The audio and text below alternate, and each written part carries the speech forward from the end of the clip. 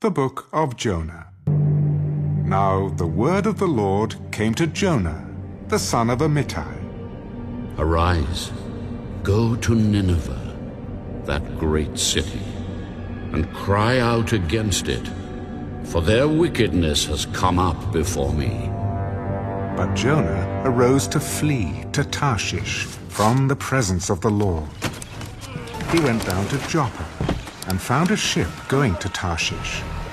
So he paid the fare and went down into it to go with them to Tarshish from the presence of the Lord.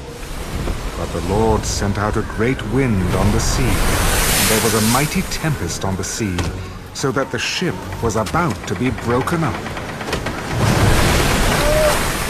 Then the mariners were afraid, and every man cried out to his God, and threw the cargo that was in the ship into the sea to lighten the load. But Jonah had gone down into the lowest parts of the ship, had lain down, and was fast asleep. So the captain came to him. What do you mean, sleeper? Arise, call your God. Perhaps your God will consider us so that we may not perish.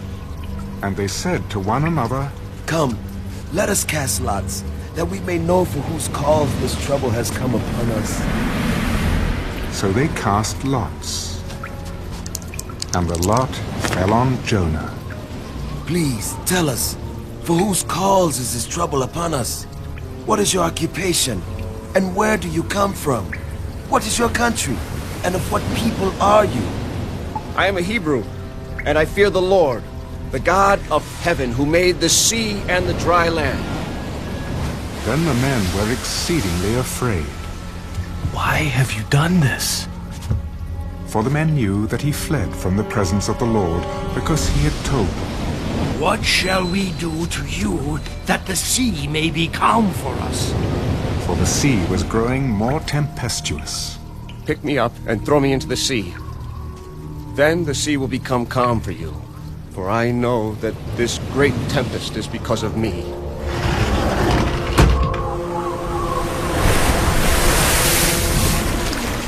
Nevertheless, the men rowed hard to return to land, but they could not, for the sea continued to grow more tempestuous against them.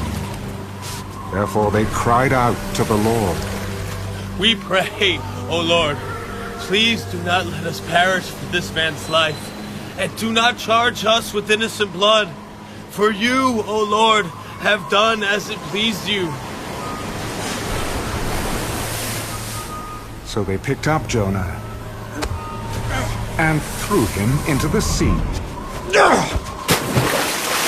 And the sea ceased from its raging. Then the men feared the Lord exceedingly, and offered a sacrifice to the Lord, and took vows. Now the Lord had prepared a great fish to swallow Jonah.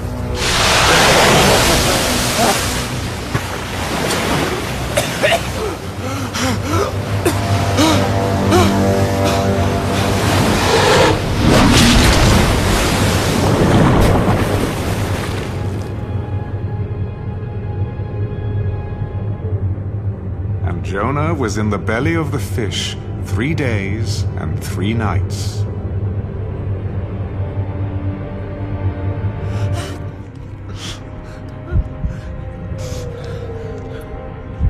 Then Jonah prayed to the Lord his God from the fish's belly.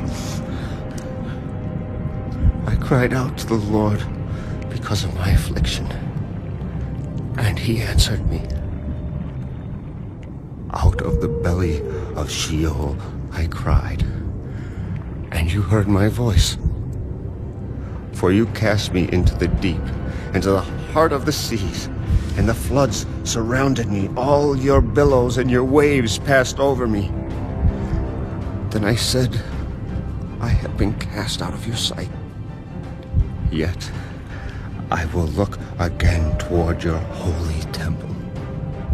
The water surrounded me, even to my soul. The deep closed around me. Weeds were wrapped around my head. I went down to the moorings of the mountains. the earth with its bars closed behind me forever. Yet you have brought up my life from the pit. Oh, Lord my God. When my soul fainted within me, I remembered the Lord, and my prayer went up to you into your holy temple. Those who regard worthless idols forsake their own mercy. But I will sacrifice to you with the voice of thanksgiving. I will pay what I have vowed. Salvation is of the Lord. So the Lord spoke to the fish, and it vomited Jonah onto dry land.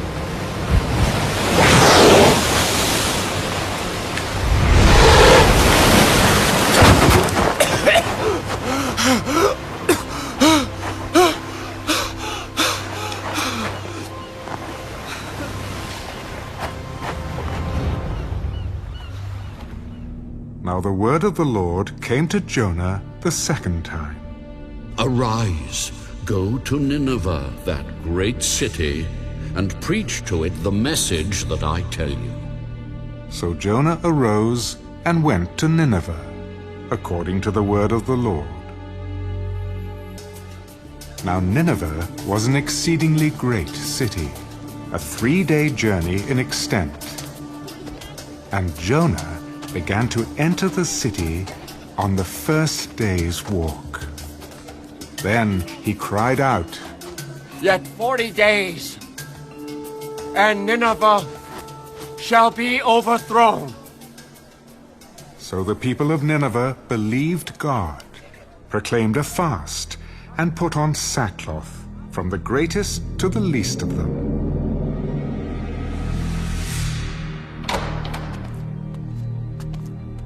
Then word came to the king of Nineveh. And he arose from his throne and laid aside his robe, covered himself with sackcloth, and sat in ashes. And he caused it to be proclaimed and published throughout Nineveh by the decree of the king and his nobles. Let neither man nor beast, herd nor flock taste anything. Do not let them eat or drink water, but let man and beast be covered with sackcloth and cry mightily to God. Yes, let everyone turn from his evil way and from the violence that is in his hands. Who can tell if God will turn and relent and turn away from his fierce anger, so that we may not perish?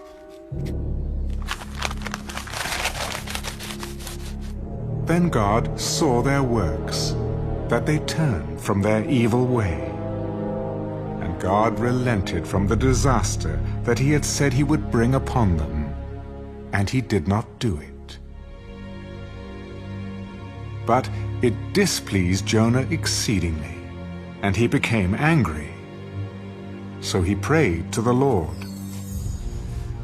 Ah, Lord, was not this what I said when I was still in my country? Therefore, I fled previously to Tarshish, for I know that you are a gracious and merciful God, slow to anger and abundant in loving kindness, one who relents from doing harm. Therefore, now, O Lord, please take my life from me, for it is better for me to die than to live. Is it right for you to be angry?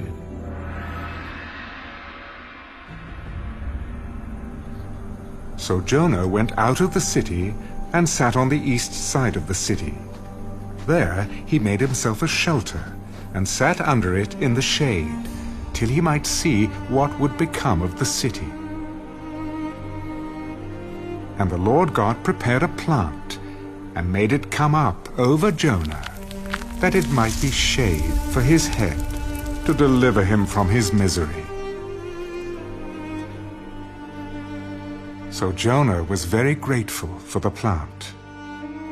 But as morning dawned the next day, God prepared a worm and it so damaged the plant that it withered. And it happened, when the sun arose, that God prepared a vehement east wind, and the sun beat on Jonah's head, so that he grew faint. Then he wished death for himself. It is better for me to die than to live. Is it right for you to be angry about the plant? It is right for me to be angry, even to death. You have had pity on the plant, for which you have not labored, nor made it grow, which came up in a night, and perished in a night. And should I not pity Nineveh, that great city, in which are more than 120,000 persons who cannot discern between their right hand and their left, and much livestock?